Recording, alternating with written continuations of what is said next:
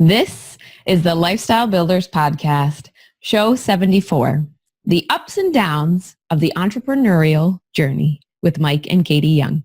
It really, like when you look at what we do from day to day or week to week, like some people would consider that kind of a mess or a nightmare or whatever. For us, it just works. And I think it's about when you can integrate your lifestyle into something that it just works for you, then you don't need to care what anybody else thinks. And so there are times where I'm working till midnight on the couch, or, I carve out a Saturday morning and go work or whatever. And I don't feel guilty about it because she respects what I have to do on the business side. Hi, Ariana here with a quick PSA about why this topic is so important to us. Tom and I know how challenging it can be to start and run a business, to take care of your loved ones, and on top of it all, to keep a healthy relationship with your spouse. It isn't easy, and that is why we created our Lifestyle Builders Mentorship Program. As a special offer during this very special Couples and Entrepreneurship Month, we'd like to invite you to get started with your first month of Lifestyle Builders for only $1. So if you, and your spouse is welcome too, need more strategy, support, and guidance in your business and life, plus people who truly care about you and will keep you accountable, sign up now at tomandariana.com/LBcouples with the code LBcouples. A little bit more about our guests today before we dive into this show. Mike Young is a 44-year-old seasoned entrepreneur and is known as the Makeover Master. He works with successful entrepreneurs to launch or rebrand their online presence through his unique process, the Makeover Experience. Katie is a loving wife and mother to their two kids, Jeff and Lucy. She's 41 years old and has been the backbone of their success. Over the past decade, she's done what it takes to support Mike's entrepreneurial journey, everything from bartender, stay-at-home mom, to work in the baseball industry. She's an amazingly strong woman who has had to battle anxiety, family suicides, as well as their 2 periods of 15-month stretches with no income. Mike can honestly say there is no way they would be where they are today without her strength. Okay, we are back with another couple, and these guys were really open, and I loved hearing their story of just kind of what they went through as a couple and the fact that through it all they stuck together and, kind of did whatever needed to be done. So they went from making $1 million to being broke and not having any money. But when they talked about it, you could very much feel that the support was there, and they didn't really, they were going through things and they shared a little bit of that from each of their perspectives. But I think through it all was, Katie talked about she just knew that Mike, she believed in him and she knew that he was going to do whatever it took to make their life possible. Well, we always hear about the entrepreneurial journey, and I think that was a big part of this episode. It was like they literally went through like the up and then the down and then the up and then the down. And what I really liked is we got into the mental and the emotional piece of this, because I don't think we've dove as deep on some of the other episodes, but it is real. Like the challenges personally, the challenge relationship wise, and especially when you're going through those turbulent times where they had 2 periods of 15 months where the business wasn't making money. That can wreak a lot of havoc, and they had some really just good advice on how to navigate through that. Yeah, especially with kids in the picture. They had 2 kids that they were going through all of these things with, and as new parents, as a mom, as a stay-at-home mom, I definitely related to her on a lot of that. Yeah. But with that, we'll let you guys listen in and enjoy. Hey everyone, welcome back to the Lifestyle Builders Podcast, Couples and Entrepreneurship Series. Today we've got Mike and Katie Young here with us. We are so excited to dive into their story. Hi, you guys. Hey, Hi. Thanks for having us. Thanks for coming on and, agreeing to share some of your experiences and some of the things that you guys have gone through in your relationship, because I know this is one of those dynamics that a lot of people are interested to hear about, where you have one spouse who is the entrepreneur and the other spouse who's kind of that support system behind the entrepreneur. And that dynamic is just there's so many complexities to it. And then you add, the fact that your parents in, you've got the kids.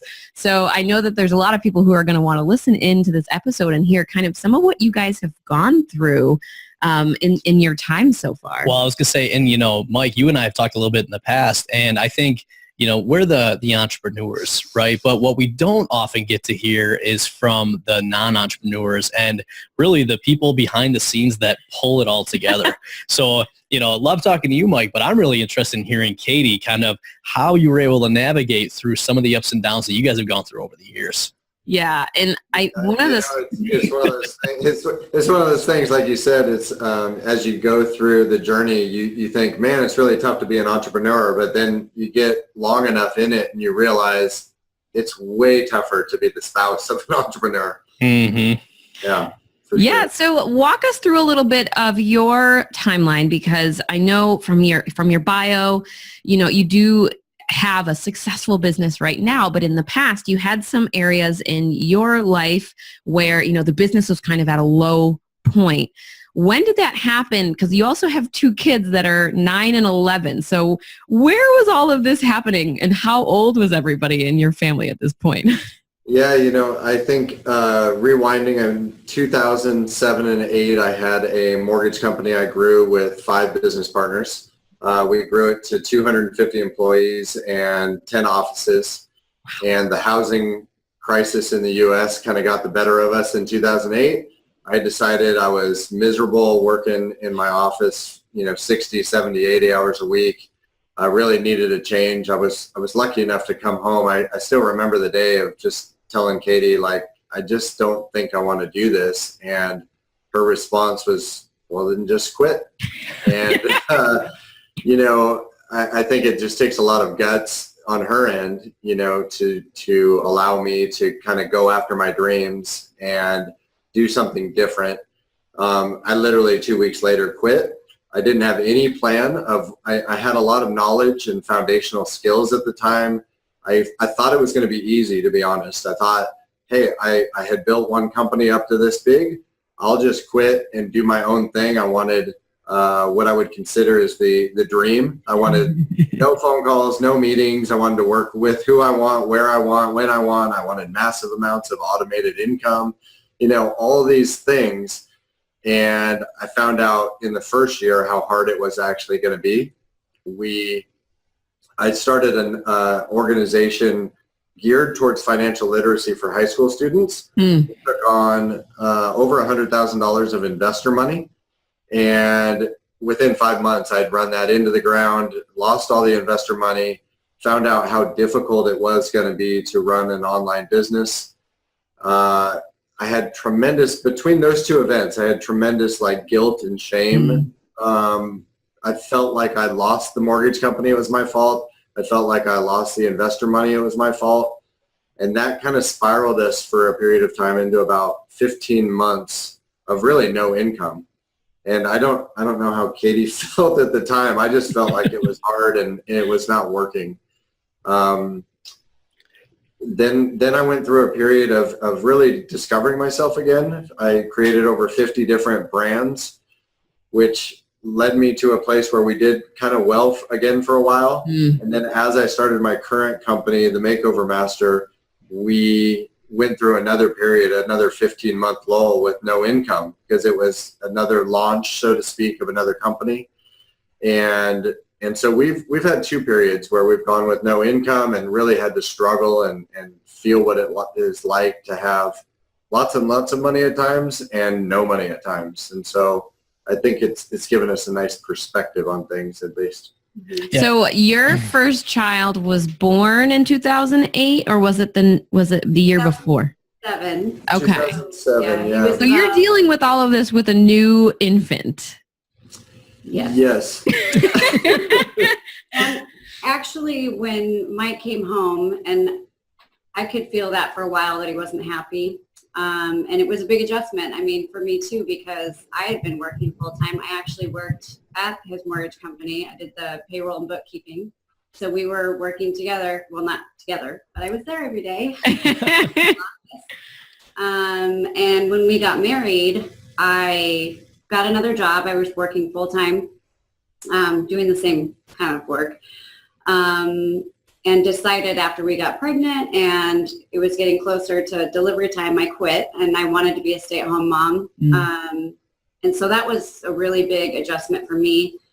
I remember thinking that it was like what I was born to do, was to be a mom. And I was so happy. And my son, God love him, he was the easiest baby. He was the best baby. But after a while, as you get used to it, it's really hard to be at home all the time, and a baby needs all your attention and all your, everything. I just remember him coming home and me just wanting to be like, here, take him. It's like you're in my brain. Yeah. So he's coming home like, God, he's had this weight of work all day, and I'm wanting to shove Jeff in his face right away. And not that he wasn't happy to see him, but he kind of needed his own. I learned by reading about marriage, books, I learned to give your partner space when they get home and not jump on them right away, even though that's what you feel like you need to do, just to give yourself a minute. But I give him time, and we just kind of got into a little bit of routine there. But I could feel it over a while, him just coming home and not being happy. And so when he brought up the idea about quitting, I said, yeah, go for it, do it. It reminded me of like when you're dating somebody and you realize like, this isn't right. Like you need to break up with that person, or it really sucks. That in between time really sucks. It's like, just get it over with, rip the Band-Aid off, get it done and move on. And so that's what I felt like he needed to do. I'd say we were always joking about that, but we're lucky that our two kids are literally like they're best friends. They get along all the time and everything else. It's like I don't know if you believe in God or whatever, but it's like God or the universe said these two cannot handle anymore. So they need two wonderful kids, because otherwise they're going to lose their freaking minds. Well, I was going to say, and that's what I'm curious about too, because similar to us, I mean, I had a corporate career while I had the first two businesses going, and Ariana really wasn't involved. And then we found out, like, we ended up starting a business every time she got pregnant. Yep. So, kind of like you guys, we just had a lot going on. And what we found was that I would be gone all week. So I would do like long consulting days. I'm traveling on the plane. I'd get home and she's raising these two kids and she's just like, you take them. And I'm just like, I just got done with this entire week. I'm traveling. And it was a big challenge for us to kind of get back to putting our relationship and our marriage first, because we were just struggling to like keep the kids alive, like keep the businesses alive. So how did you guys go about focusing on yourselves during all that stuff going on? I don't know if we did a very good job for a while, honestly. I think we did a good job. Oh, okay. I love when that happens. I actually think we did a good job. We had that townhome and he had his office. Well, I think if fast forwarding like to where the time I think about that was the most challenging was our kids were around 1 and 3 and 2 and 4. And we had hit a point with our income that something had to change. And so Katie got a job as a bartender at a casino. She was working till 2, 3, 4 in the morning sometimes. And then I was flipping and going to the Starbucks office or the Panera Bread office. And so we literally for about a year and a half saw each other on Sundays. And that was probably the hardest. And so we would go to farmer's market on Sunday together and take the kids to breakfast and enjoy the moments that we could carve out together. But I mean, it was just no joke. Like it was a struggle. I felt like at the time. At first, it was actually great for me because I'd been a stay-at-home mom, and you got to go out and do things.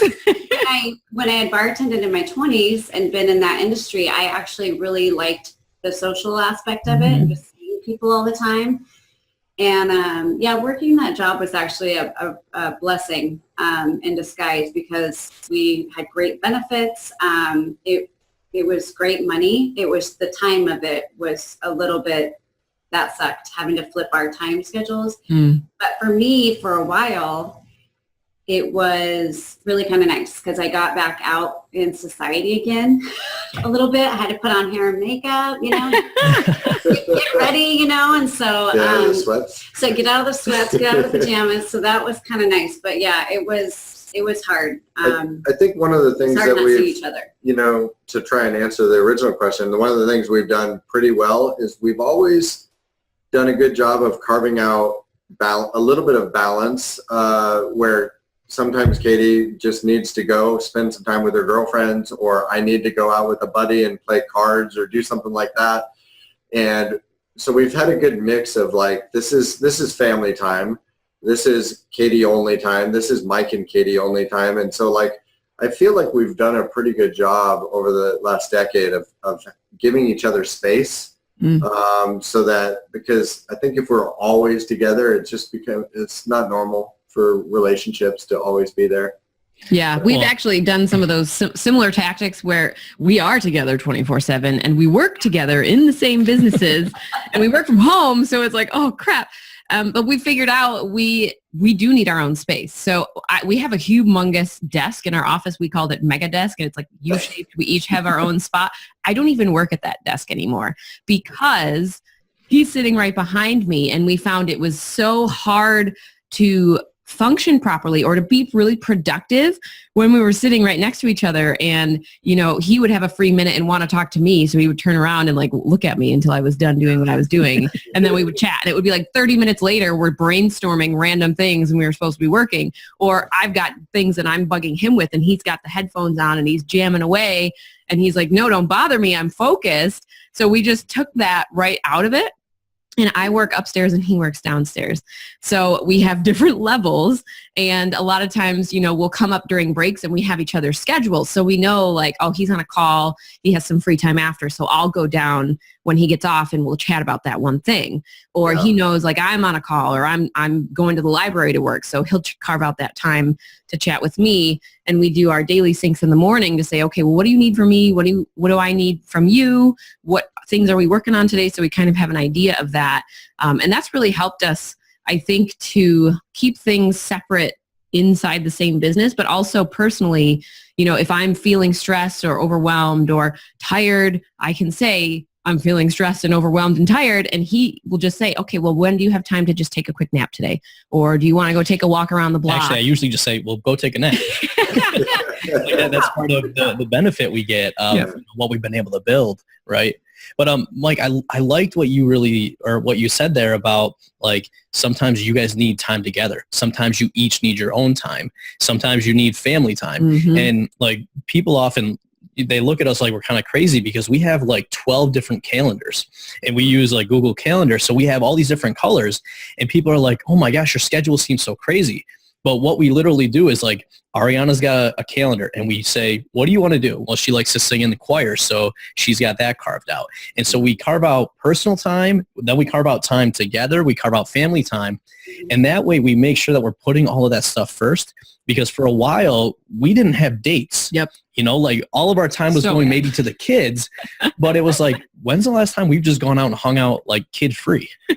Yeah, and you end up on a date like, what the heck do we talk about? Yes, you're like, wait, I don't remember what to do on these things. Yeah, all you talk about is the kids. So I kind of miss the kids. Yeah. You have to time how long it takes you to start talking about the kids when you're out on a date. Well, I mean, you guys are definitely more organized than us on the calendar thing. I think the one thing that we do pretty well is we communicate. Like I think that's really the foundation of the reason that either we're still together, we haven't gotten divorced, we haven't, you know, like we're not at each other's throats. We don't really fight. It's kind of awkward. Our kids don't fight and we don't fight. At least not very often. Every once in a while. Every once in a while. They say, you know, like people say, don't go to bed angry. Like, I would rather go to bed angry. I'll probably like you better in the morning. I think that's true, though. Sometimes I don't know if that saying really applies for everyone because I think a lot of times you have to take that time to process. And it's like by the time you wake up in the morning, sometimes you realize it was the tiniest thing ever that you were angry about and it's not really worth having the argument rather than like staying up to discuss it and being super angry because neither one of you agrees that this tiny little thing was what it is, and then you still go to bed a little bit angry. Yeah, I like to wait till the morning until he's ready to apologize. Almost always my fault. Actually, it's always my fault. So, you know, I think that's really the thing is communication. Plus, we respect each other's opinions. We respect each other's values. Like, and they're different. You know, like there are things that I do that are not everybody's ideal lifestyle. I'm Tom, you and I have talked about this. It really, like when you look at what we do from day to day or week to week, like some people would consider that kind of a mess or a nightmare or whatever. For us, it just works. And I think it's about when you can integrate your lifestyle into something that it just works for you, then you don't need to care what anybody else thinks. And so there are times where I'm working till midnight on the couch, or, you know, I carve out a Saturday morning and go work or whatever. And I don't feel guilty about it because she respects what I have to do on the business side. At the same time, if she takes a nap on a Tuesday afternoon in midday or whatever, I don't judge her for that. She's frickin' worked her ass off and supported me along the journey. Why can't she have a nap? You know what I mean? It's like naps. I'm with you. I'm with you on the naps. I'm the fighter. I'm like, I don't need a nap. I don't need a nap. Oh, not me. Get me down. I will. Please. I love that though. You talked about something really important, which I think is something that people don't realize or even think about, is that, you know, a lot of us in these relationships are together and we have some of the same values, which is why our relationship tends to work. But there also are different values. Like everyone has personal values as well. And I think it's really easy to overlook those sometimes because you see like that big picture, the family values are the important ones. So your personal ones either get chucked to the side or, you know, forgotten about. But I think sometimes those are the things that motivate us internally. And if you don't know what your partner's values are as an individual, a lot of times you can end up overstepping or kind of crushing them because you're only looking at your own. So example is I am very, very close with my family and people that we consider friends. And to me, family is everything in the world. So I probably to my detriment will bend over backwards to do things for family sometimes, or to show up at family events and to, you know, to be there, to be present. And one of the things that we always have had differing values on as we've grown up together in this relationship was, you know, Tom has a close relationship with his family, but not as close as mine. So when he has to miss a birthday party or a Christmas thing or whatever, like it's not a big deal. He's just like, oh, well, can't go. No big deal. We'll see them some other time. And me, I'm like internally like, oh no, we're going to miss this event. This is the worst thing ever. And he would always get so frustrated with me because he didn't understand, like, why is this a big deal? You see these people all the time. And for me, I was like, well, why isn't it a big deal to you? Don't you want to hang out with the people you love? And we had to kind of get aligned on that's a different value. I am always going to have different perspectives around that than he does. But now that he knows that, he's not going to expect me to just give up those things or to not care about them. He gives me the space and says, if that's something you feel you need to do, I support you. Let's do it. And vice versa. I don't expect him to feel the same and to show up to all of these things with me. So very often I'll be like, all right, I'm going to be there with the kids. Tom's got other things to do. No offense to all of you. He loves you, but you know, it is what it is. Well, you know, and I think an important piece of that too is, you know, and you guys were kind of hitting on it, giving yourself permission and giving your partner permission. Because oftentimes, especially if you've gone through kind of like the normal job mode and everything else, when you make this shift to being an entrepreneur, all of us then do different things than most of the other world does. And I remember times where it was like, we would not do something and then we'd be like, wait, why are we not doing the things we want to do? Well, it's because we have this kind of mold that we think we have to fit into, but we really don't. And I think especially as entrepreneurs and people carving our own paths, that's a lot of what I've seen we've had to kind of do is say, you know, we're only doing this thing. We don't enjoy it, but we're doing it because we think we need to, rather than like, what is it that's really important to us? And let's start doing more of that, like taking naps in the afternoon.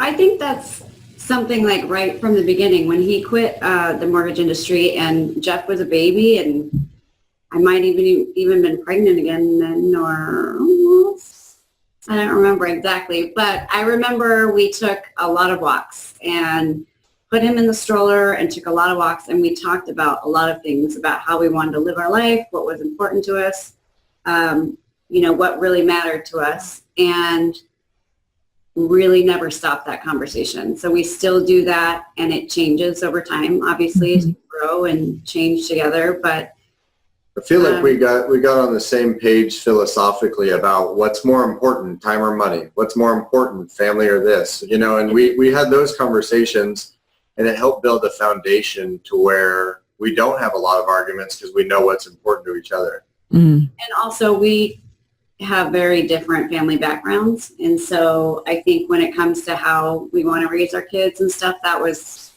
I'm glad that we talked about those things, because we just, when you get married and you have, kids, you're two different people coming from different families, different backgrounds. How you were raised is different most of the time, so. And like Tom said, you're just trying to keep them alive. Yeah. If I can do that, I won, We're just trying to raise healthy, happy little humans. Yeah, well, and what's interesting with that is early on in our relationship, we would do that all the time. Like I remember we were we met the first day of college, and everyone else would go out on the weekend. We'd be like sitting in the hallway. Oh my God, we watched so many movies. Just like talking, like, what do you think about this? And like having these conversations. And then there was a time for us where I think we lost some of that because everything else was going on. And then as we started doing more walks, having more of that time, one of the things at least I realized was that, we still have a lot of the same core like values, but we've changed and evolved, being married, being parents, like going through all the ups and downs. And we almost didn't realize that. And once we started having those conversations again, we got reconnected around what's important. And like for this year, like we said, we're important. We're going to put us first. So, we sucked at it before that. We're going to put our health first. We're going to put our personal hobbies first. We're going to put our relationship first. And once we got realigned on that, it then made a lot of things so much easier. Mm-hmm. Yeah. And we, because when you go into the entrepreneurial world, there's no like manual to do it right or wrong. There really is no right or wrong. And once you understand that, it's difficult because a lot of times we create our own prisons. Mm-hmm. You start doing things like you said, and you sometimes will go, like human beings are very patterned. And so sometimes you'll go 6 months, a year, sometimes 5 years before you step back and go, what the hell am I doing? Mm-hmm. Why am I doing it? And then you realize you just created your own job for yourself. And the reason that you started being an entrepreneur is because you didn't want a job. It's like, so you didn't want anybody telling you what to do, but then you become your own worst nightmare as a boss and put yourself into a hole of 9 to 5 or sometimes even worse, it's like 7 to midnight. Yeah. Well, and you were talking earlier about you had success and then you went into failure and then you thought that, well, you've had success before, the next one should be easy. Mm-hmm. Like, I know that was a big thing that we me specifically, I ran into was, I had a certain level of success and then I basically got an ego to where it's like, well, I don't need anyone else to help. I can do it. And then when I realized that I wasn't progressing, I almost couldn't let my ego go to ask for help. And I know that like for a long time, we didn't progress in our relationship or in our business because of that. But over like the last couple of years, like we now have help all over the place. We have, business help and marketing help and marriage help. And the biggest thing I realized from that was that, oh my gosh, the more that you can open up and ask for the help you need, it's so much easier than like trying to figure it all out on your own. Especially like you said, because there's no manual, like whether it's business, whether it's relationship, like there's a lot of kind of that learning and support that we all need. It was you really hit home with something for me. Is like, that was a huge tipping point for my business. Like the moment that, and I think it helps, like when you go broke, it really does force you to not only remove some of the ego because you realize like you don't know it all and you don't have all the answers. But like when I started asking for help and starting to surround myself with people that knew more about marketing and advertising than I did, or more in certain areas about marriage or relationships than I did, things began to work and almost feel like we were rolling downhill instead of always grinding it out. And that was a huge deal for me. It's like to remove the ego, to admit that you don't have all the answers, and to surround yourself with coaches, mentors, friends, community of people that really understand what you're going through. I think one of the best decisions I made is I started to build, I felt like I was picking up chess pieces at the time, like, oh, this person's a really good person. Like, I'm going to put them in my chessboard, It's like I just was accumulating good people that when things were not working or when I was struggling, I had a support system I could reach out to and ask for help or ask for just support in some way. Mm. Katie, I'm interested, for you, what was it like being the kind of like that support pillar for him as he was kind of navigating through some of those low points? Because I'm sure a lot of that came back to you with having to kind of support him from an emotional standpoint, to support him from the standpoint of a wife and a mother to the kids. Like, what was that like for you as he was going through those tough times? It's kind of like you're speaking from experience.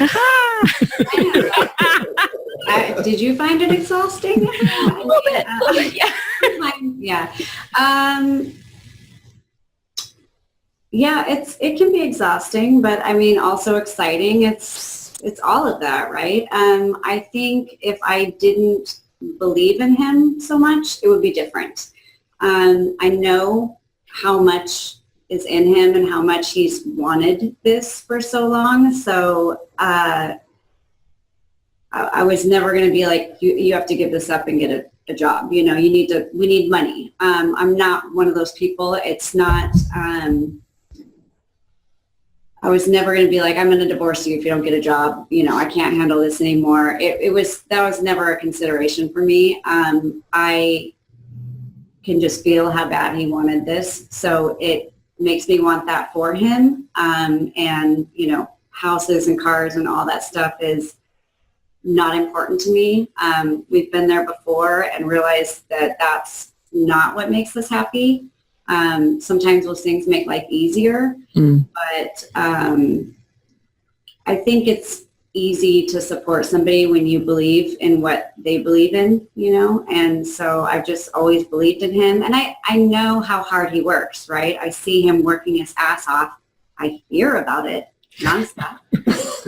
So every conversation he has with, you know, this person he has with me, I hear everything 5 times. It's good. It solidifies things in his head, and I'm always excited for him. I'm sometimes exhausted by it, but I'm always excited for him.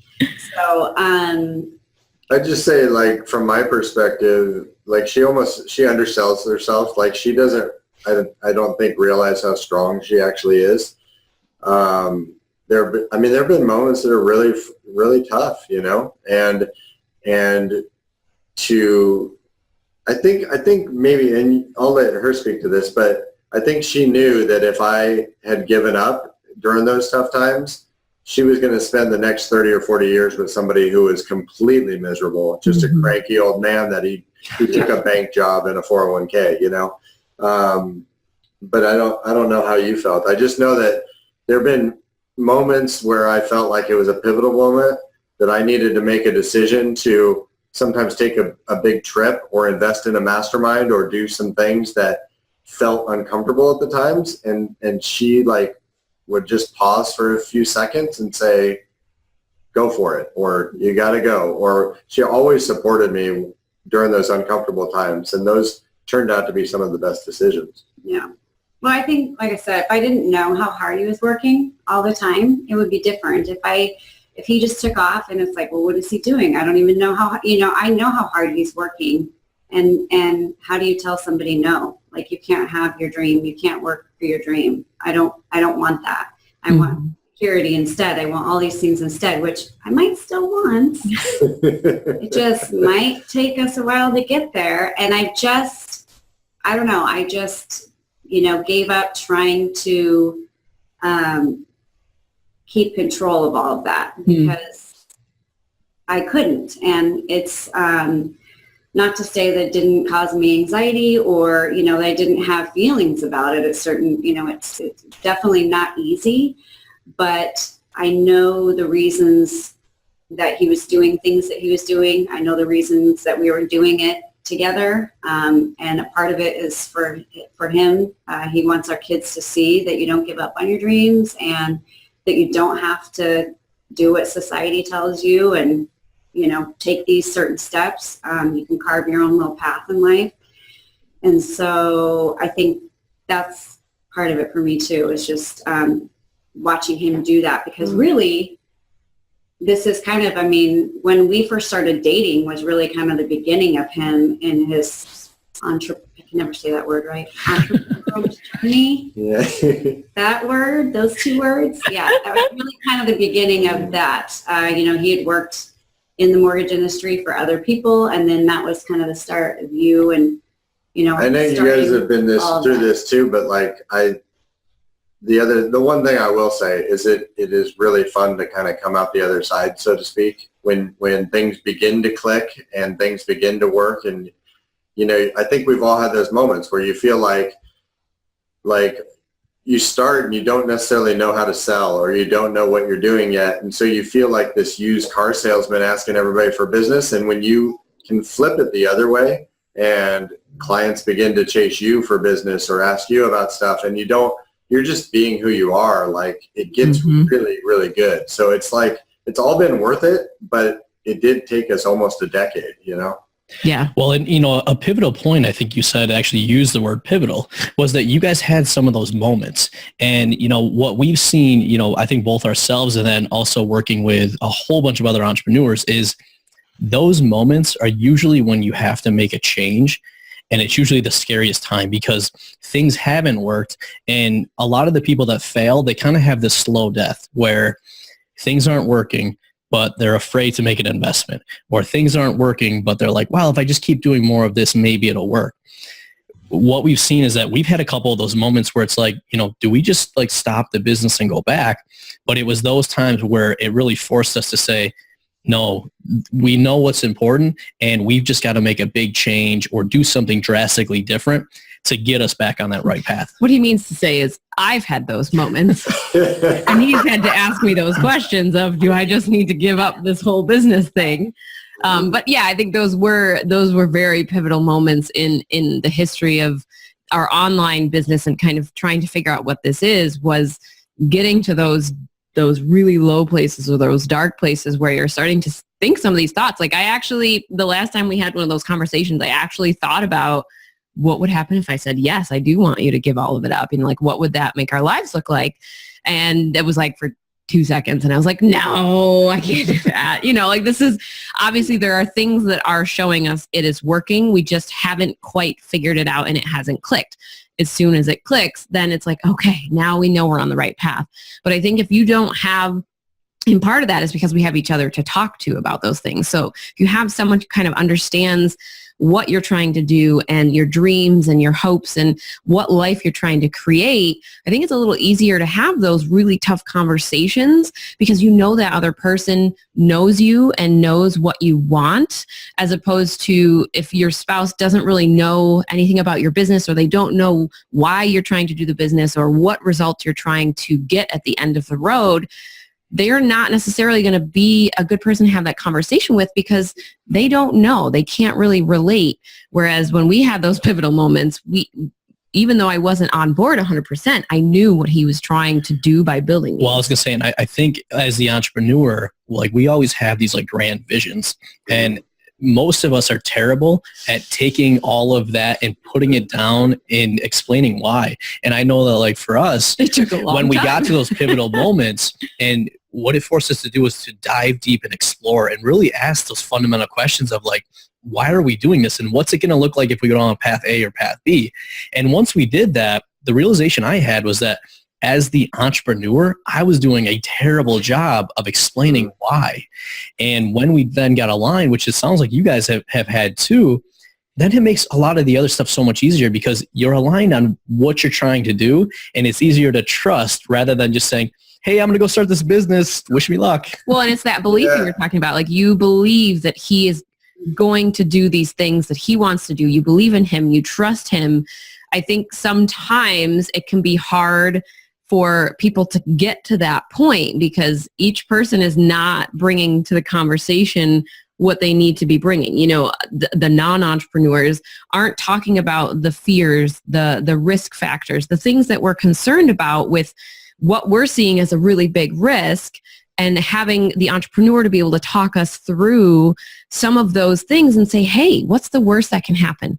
If we go down this path and this happens, no big deal. We go back and get jobs. You know, like this is a real thing. This is something that's a solution to say, if the worst happens, we have a plan B.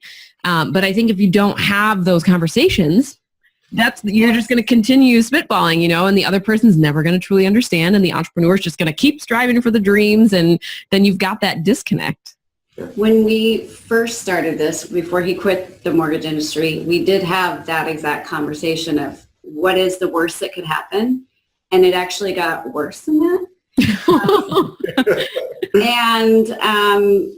We were still okay, we were still okay. We still had each other. We still had our kids. I think that it's just, we keep talking about it, and as the years have gone by, and it's why it's so nice to come out the other side, because there have been times where I could tell he's doubting himself, or he just needs reassurance.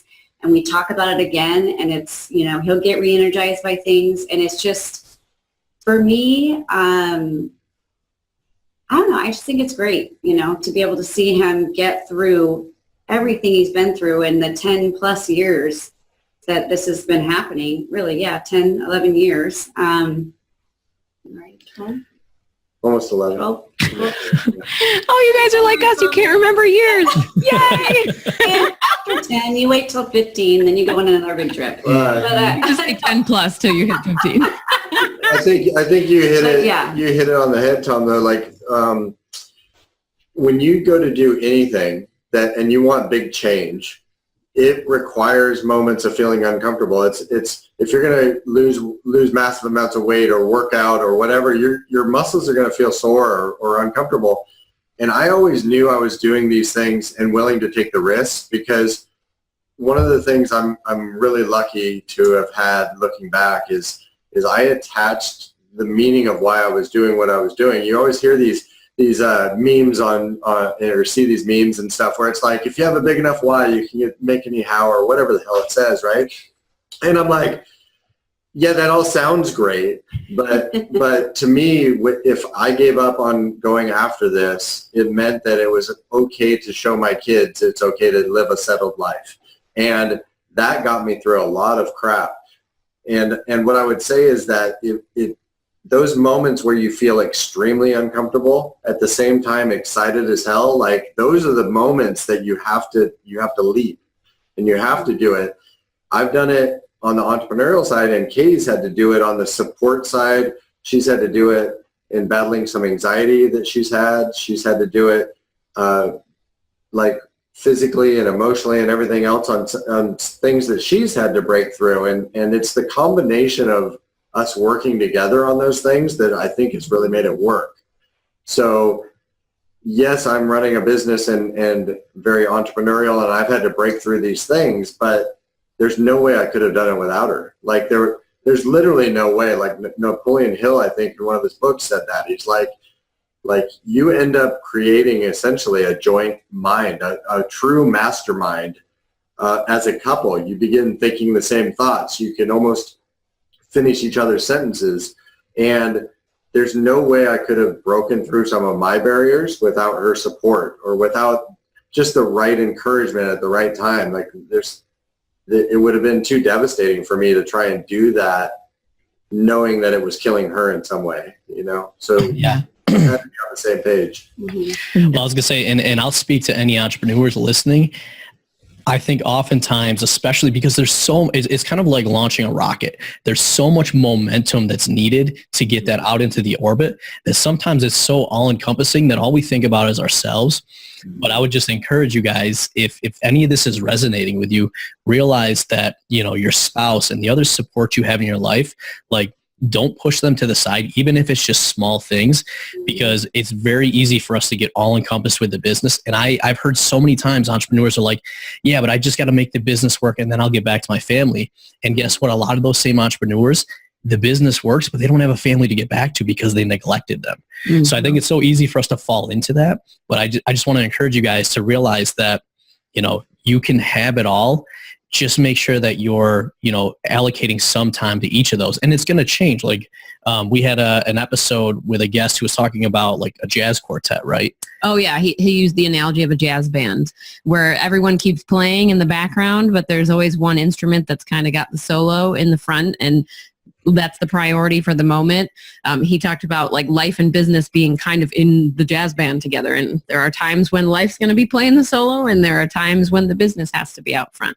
Yeah. And I think that's a huge point, actually, like to realize that this is a dynamic process, that it's like we joke about, like we'll have this really great family moment, and then either somebody in the family wants to turn it into an annual event, like, hey, that was really fun bowling. Now it needs to be every year on this day or whatever, right? It's like, I'm not throwing you under the bus. When our kids were little, we all dressed up like Teletubbies, and I wanted to do it every year. I wanted a family costume every year. He's like, stop trying to make it a thing.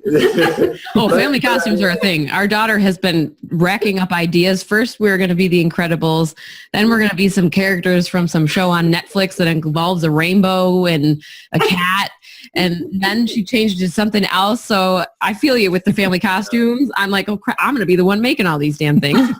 Yeah, but I don't make anything. There have been times where it feels like I'm not working at all and I'm just golfing all the time or whatever, and it feels easy. And there's other times where I work 340 days out of 365. And so you have to just accept the fact that life is not about perfect, and there is no perfect. It's just about, this is what's required to get us where we want to be. So I think having a vision too is hugely important. Like, we know where we want to be. We don't necessarily know how it's going to play out, but we believe in ourselves, believe in our abilities, believe in our relationship enough to trust the process. Yeah. And I'd always heard people say that, but when you start to live it, you're like, oh, that they weren't full of it. They were like, you hear Gary Vee say, you got to love the process. It's it's not about buying the New York Jets. It's about trying to buy the New York Jets, but when you go through it, you realize it is a lot more fun when you just allow it to develop and can trust the process a little bit. It's like, I'm going to do my best today, and I'm going to go to bed, and I'm going to do my best tomorrow. And eventually we'll get to that kind of state of idealism that we're searching for.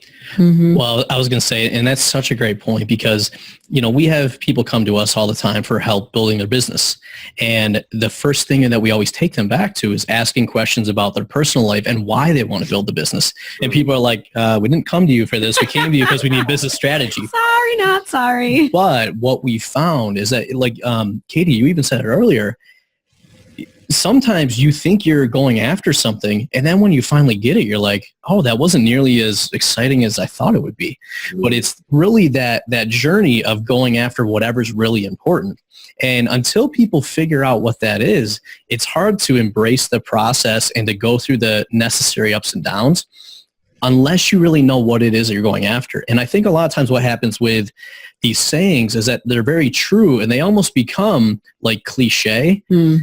But for most of us, we go through a point where that cliche suddenly goes from our head into our hearts, and we're like, oh, I feel it. I get it now. And then once you do that, everything else becomes easier. But for most of us, we just hear it and we're like, oh yeah, everyone says that, but it doesn't really make sense.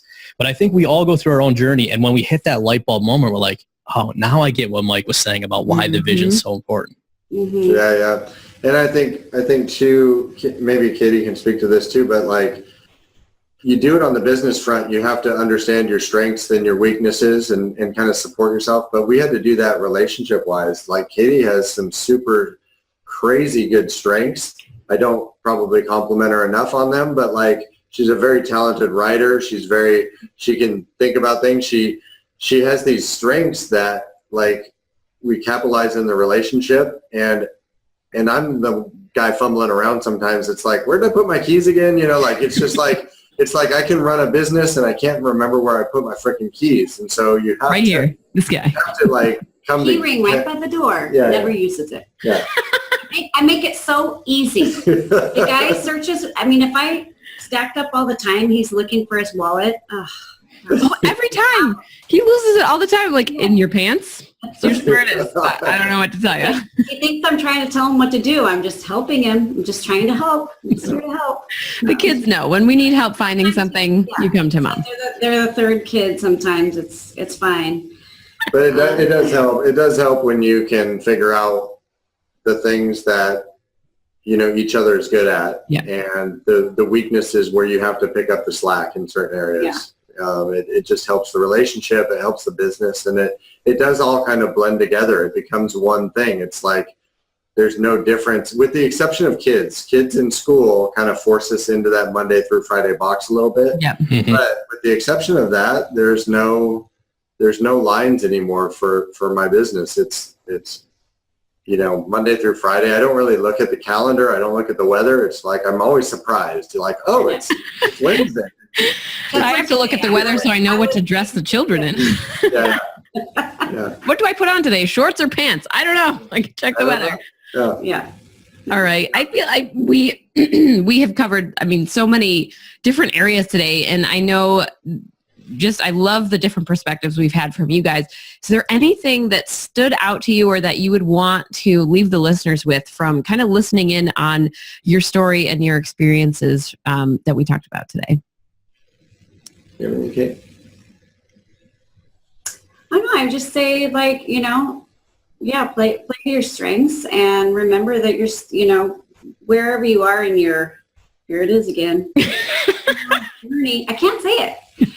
Wherever you are in that, just keep going back to your why, you know, and make time for each other and remember that why. I think the things that we say to each other and to our kids solidify it and reaffirm it a lot. And I think that's what keeps it.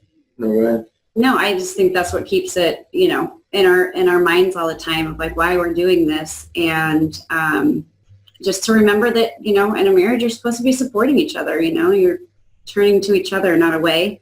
Mm-hmm. Even when things aren't great, you know, you're not just there to celebrate success, right? You know, it takes a long time to get there sometimes, and you go through a lot to get there. And I would say to anybody that's kind of in a place where they're maybe feel like it's not working or they're close to it working or whatever, it's like if you could take the journey and realize that there's somebody that's been there and done that before you, and usually those people are so willing to help. It takes one question, which is just like you just have to ask sometimes. And I know that you do that, Tom, like, and I do it as well. It's like you get people in Facebook communities or whatever, you're always willing to just give them some advice or point them in the right direction. And it's because you understood what it took to get to the place you're at today.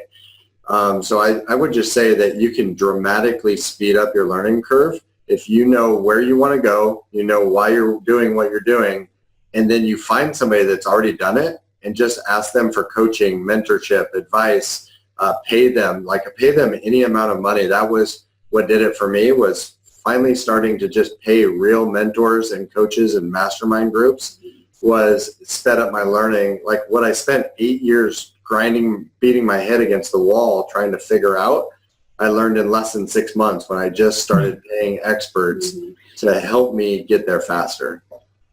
Yeah, I love it. I can't disagree. I mean, I went down the same path for a long time. I didn't hire anybody because I wasn't really in the businesses. And that started quite the snowball when I hired my first coach. And I'll tell you, I think anyone that's gone through that afterwards, we're like, why didn't we do this like 6 years ago? Yeah, well, you know, you tell yourself a lie. I know exactly why. It's like I always said, I don't have the money for that. I don't have, like, and it's this limiting belief that holds you back. And I told myself the story of I don't have money to invest in a high-end coach or mentor or whatever. And then I look back and I spent over $200,000 trying to figure it out myself, going to online courses or events or all this other BS that I was too isolated. I didn't have outside perspective to help speed up my learning curve. And then when I literally spent 1/10 of the money to hire a real mentor and coach, I learned it in less than 6 months. It was like that I don't regret it. I don't regret the money or the time it took because it built this foundational person I am today, and it built a real knowledge base for me. But I could have shortcut a few things and sped it up for sure. Mm-hmm. Well, I was gonna say, and just before we wrap up, we've been there too, where we're trying to get somewhere and we're like, we don't have the money. And then I would challenge everyone listening to this, think back to a time in your life and even look around now, like, what house are you in and how much did that house cost, right? Most of us don't have the money just sitting around to go buy a house, but we figure out how to make it happen. Vehicles or anything else. Like, what's crazy is that when it's important enough and you stop saying, I can't figure it out or I don't have the money, and you say, how can I do this? A lot of possibilities kind of show up, but you got to be open and willing to ask that question. And then I know every time we've done that, in one way or another, it either showed up kind of in the way we thought it was going to, or it was completely different, but it was being open to that and then looking for those opportunities that ultimately let us have that success. Mm-hmm. Well, and I think a lot of times you probably see this in people that hire you is like there's an investment, and a lot of times the investment gets repaid like in the first 90 days and it pays for itself for the entire year. I know that happened with me with some of my coaches. It was a big investment. It was over $30,000 I was paying some guys to really, really help me over the course of a year. And then we took care of the entire investment in like less than 60 days, I think, after working with them. I was like, what the hell was I thinking? Like, why wouldn't I have done this sooner? But it is that fear factor that you have to get over. It's the limiting beliefs, the stories you're telling yourself. And when you can change your words like that, Tom, like everything begins to change. Instead of, I can't afford this, to how can I afford this? Like those are big differences that I hope everybody can learn. Yeah. I love it. What a great way to wrap it up. All right. So Mike and Katie, where's the best place for listeners to reach out to you guys if they want to chat and just connect with you? I'm on Facebook a lot. My handles are Mike Young Makeovers at Facebook, Instagram, and LinkedIn.